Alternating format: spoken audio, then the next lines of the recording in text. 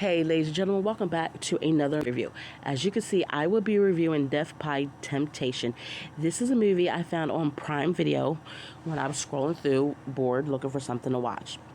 So, this movie is about a succubus who is trying to tempt Joel, who is on the path to be the next preacher of his family. And she's like, he's the last of his family, his bloodline.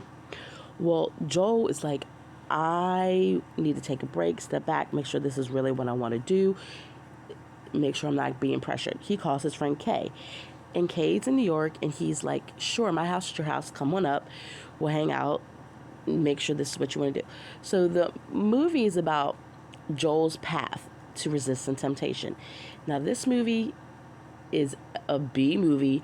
The blood in it looks like melted crowns. But it's not horrible. It's a B movie. It is what it is. Now, I know Kay is Kadeem Hardison, and he was in that show, A Different World, years ago.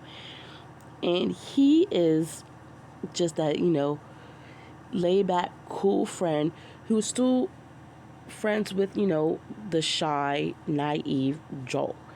He has Joel dressed properly so he can go to the bar.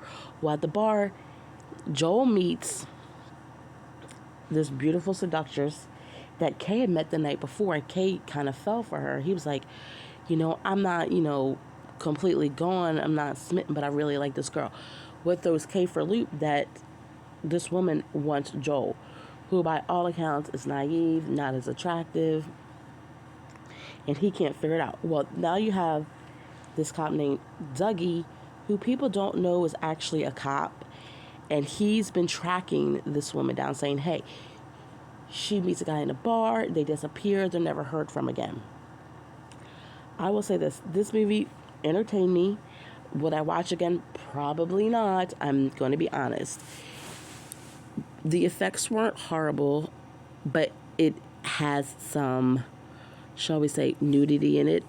X-rated parts. So if you think this is a movie that your kids might want to watch, even if they like scary movies, and you don't want them to see any nudity, then I'm going to say this is a pass. This has sexual content in it.